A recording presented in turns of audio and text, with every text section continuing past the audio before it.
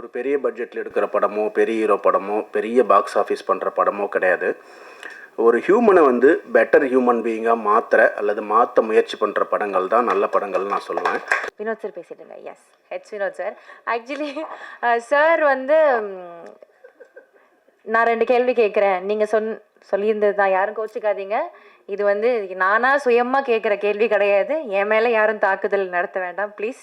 S சரி, நீங்கள் படத்தை பார்த்துட்டீங்க அப்படின்றதுனால நான் கேட்குறேன், படம் எப்படி இருந்துச்சுன்னா நீங்கள் ரொம்ப ஸ்ட்ரெயிட் ஃபார்வர்டாக ஆன்சர், ஒரு மைக் கொடுத்துருங்க. எப்போவுமே ஸ்ட்ரெயிட் ஃபார்வர்ட் ஆன்சர்ஸ் உங்ககிட்டேருந்து வரும். பிடிச்சிருக்குன்னா பிடிச்சிருக்கு, பிடிக்கலனா பிடிக்கல அப்படின்னு சொல்வீங்க.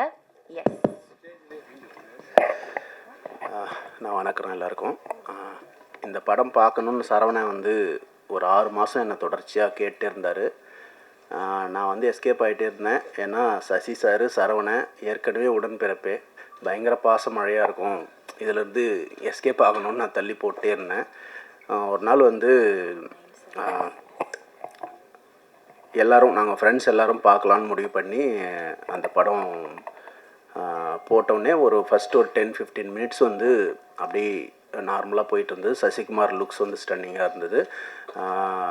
போக அந்த படத்தில் வந்து வர சீன்ஸும் அதில் இருக்கிற பர்ஃபாமன்ஸும் வந்து பயங்கர கனெக்டடாக இருந்தது. ரொம்ப நிறைய விஷயங்கள் வந்து பயங்கர அதிர்ச்சிகரமாக இருந்தது பார்க்குறதுக்கு. ஸ்டில் நான் வில்லேஜ்லேயே இருந்திருந்தால் கூட எனக்குமே இந்த விஷயங்கள் வந்து ரொம்ப ரொம்ப ஸ்டன்னிங்காக இருந்தது. எது நல்ல படம்னு நான் சொல்லுவேன்னா, ஒரு பெரிய பட்ஜெட்டில் எடுக்கிற படமோ, பெரிய ஹீரோ படமோ, பெரிய பாக்ஸ் ஆஃபீஸ் பண்ணுற படமோ கிடையாது.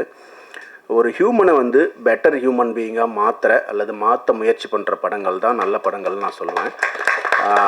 நந்தன் வந்து நம்மளை பெட்டர் ஹியூமன் பீயிங்காக மாற்ற முயற்சி பண்ணுது.